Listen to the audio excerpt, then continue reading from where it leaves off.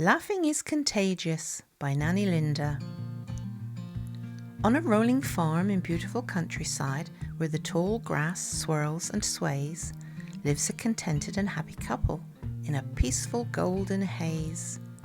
Their caravan home is modest and cosy and sits in a field by an old oak tree. Vegetables growing in the tended gardens and flowers growing wild and free.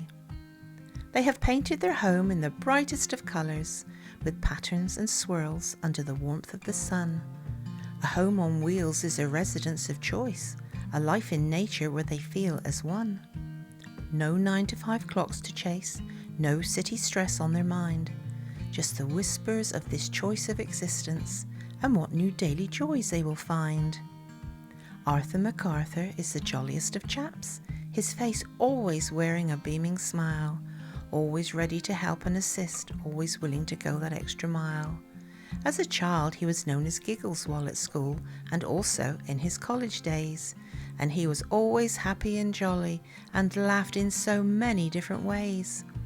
His quietest was a little snicker that would rise up when watching an incident from afar, like a learner driver on their first lesson with kangaroo petrol in their car. He could also snort and snuffle if he started laughing while having a drink or eating a meal, and had choking fits many times in his life, but always laughed that it wasn't really a big deal. He had screeching laughter when up to no good with his friends, which happened nearly every single day, and his contagious laughter was a tonic and usually affected someone in a positive and supportive way. You knew when Arthur was in the building. His laughter echoed from afar, and you had to open the windows when his raucous laughter filled the car. He laughed and laughed and laughed and laughed every single day of his life, until one day he was silent and shy. That was the day he met Nadia, who would very soon become his wife. Laughing, jovial Arthur suddenly became bashful and quiet, speaking so softly he could hardly be heard. Blushing every time Nadia spoke or looked at him, stumbling over every single word. And as their dates became 2 and 3, and then became 4 and 5, Arthur relaxed and his jovial nature quickly came gushing to his side. And Nadia loved his laughter, loved his nature too. They even enjoyed the same hobbies, and both knew what they wanted to do. Let's become self-sufficient. Let's live in the country and work the land. Let's find a caravan that we can live in. And off they ambled, hand in hand. Arthur soon discovered that Nadia had a sense of humour too, and she could also laugh and laugh and laugh, and they fitted together like they were stuck with glue. So they found their little oasis on Arthur MacArthur's brother's farm, where they could live and work in their dream life, and their loud laughter could cause no harm.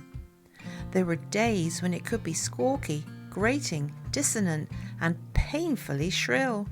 Days when it was jarring and brassy, so rough that it caused an ear-splitting trill. The only person that lived in the vicinity was Arthur's brother, Parker, who would hear the jovial sounds float across the meadows and usually hit him like a sparker. Then he would start to giggle, then chortle and chuckle, full of joy, eventually developing into hearty guffaws, remembering the laughter living with Arthur as a boy. So the mornings would start with the songbirds and the wildlife humming in tune, cups of hot tea and warm toast in their hands, a kiss, a cuddle and a swoon. Barefoot steps in the early morning on the fresh and dewy ground, both feeling at peace with life and the tranquility of the ambient sound. The cows and the horses know them, the sheep and the goats do too. Both gentle hearts, happy companions, devoted, contented and true. Living their days, tending the land and garden, hands working hard in the earth, knowing the value of each other's company, such a simple worth.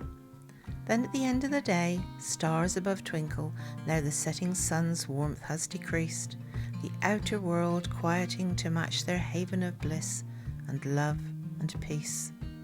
Until, that is, the laughter begins again and the air vibrates with a cacophonous and rowdy happy scream, floating across the meadows and waking Parker MacArthur abruptly from his happy and peaceful dream.